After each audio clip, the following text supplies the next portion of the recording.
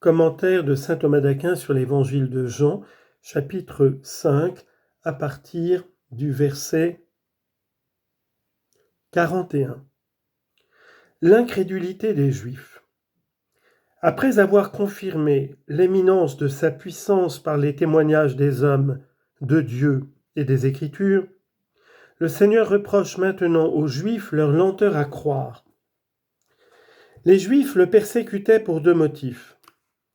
Parce qu'il avait rompu le sabbat, en quoi il semblait s'opposer à la loi, et parce qu'il se disait fils de Dieu, en quoi il semblait s'opposer à Dieu. Ainsi les Juifs paraissaient poursuivre le Christ en raison de leur respect religieux pour Dieu et du zèle qu'ils avaient pour la loi de Moïse.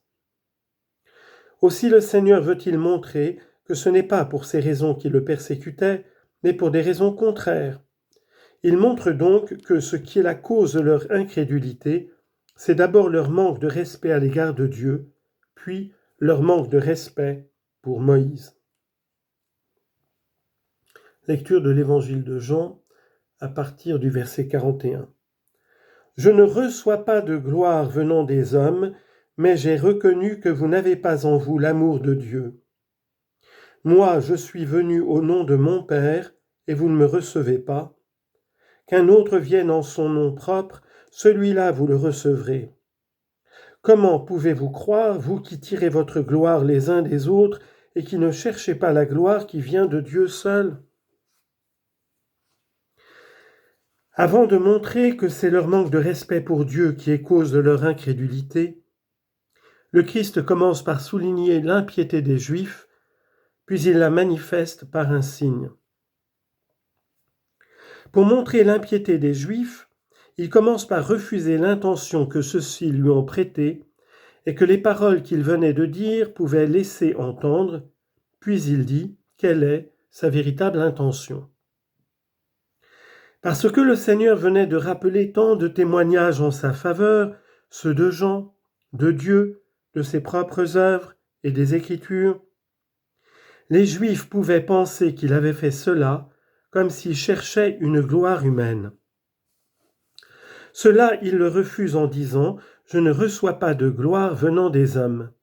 C'est-à-dire « Je ne cherche pas la louange humaine, car je ne suis pas venu pour donner l'exemple de la recherche d'une telle gloire. » Citation « Dieu en est témoin, nous n'avons pas cherché la gloire qui vient des hommes. » 1 aux Thessaloniciens, chapitre 2, versets 5 et 6. Ou bien « Je ne reçois pas de gloire venant des hommes, c'est-à-dire « Je n'ai pas besoin de la gloire humaine, moi qui de toute éternité possède la gloire auprès du Père. » Citation « Glorifie-moi, Père, auprès de toi de la gloire que j'avais auprès de toi avant que le monde fût. » Jean chapitre 17, verset 5. En effet, je ne suis pas venu pour être glorifié par les hommes, mais plutôt pour les glorifier, puisque c'est de moi que procède toute gloire. Citation « J'aurai par elle, la sagesse, la gloire dans les assemblées. » Sagesse, chapitre 8, verset 10. Lorsqu'on dit que Dieu est honoré et glorifié par les hommes, citation, « Glorifiez le Seigneur autant que vous le pourrez, il sera encore au-dessus. » Siracide, chapitre 43, verset 32. Ce n'est pas que par là le Seigneur devienne plus glorieux, mais sa gloire est manifestée en nous. Ce n'est donc pas pour chercher une gloire humaine que le Seigneur a apporté ces témoignages, mais pour une autre raison. J'ai reconnu, dit-il, c'est-à-dire j'ai fait connaître, que vous n'avez pas en vous l'amour de Dieu que vous feignez d'avoir. Aussi n'est-ce pas pour l'amour de Dieu que vous me persécutez. Si Dieu ou l'Écriture ne me rendaient pas témoignage, alors ce serait pour Dieu que vous me persécuteriez. Mais Dieu lui-même témoigne pour moi, et par les œuvres que je fais, et par les Écritures, et par lui-même, comme on l'a dit. C'est pourquoi si vous aimiez Dieu, ce au nom de quoi vous me rejetez, devrait vous faire venir à moi. Vous n'aimez donc pas Dieu. J'ai reconnu que vous n'avez pas en vous l'amour de Dieu, peut encore vouloir dire « Je n'ai pas fait appel à ces témoignages comme si j'avais besoin d'être glorifié par vous, mais je sais que vous n'aimez pas Dieu et je souffre de ce que vous errez et je veux vous ramener à la voie de la vérité. » Sagesse, chapitre 5, verset 6.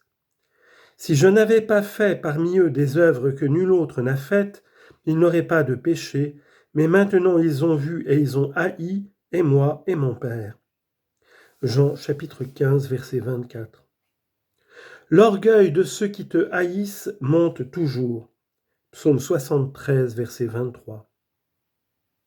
Il faut cependant savoir que Dieu ne peut être haï par personne, ni en lui-même, ni dans tous ses effets, puisque tout bien qui existe dans les réalités vient de Dieu, et qu'il est impossible que l'on haïsse tout bien sans aimer au moins être et vivre. Cependant, un homme peut haïr un effet de Dieu en tant qu'il s'oppose à son appétit, comme la peine ou quelque chose de ce genre. C'est en ce sens qu'on dit avoir Dieu en haine.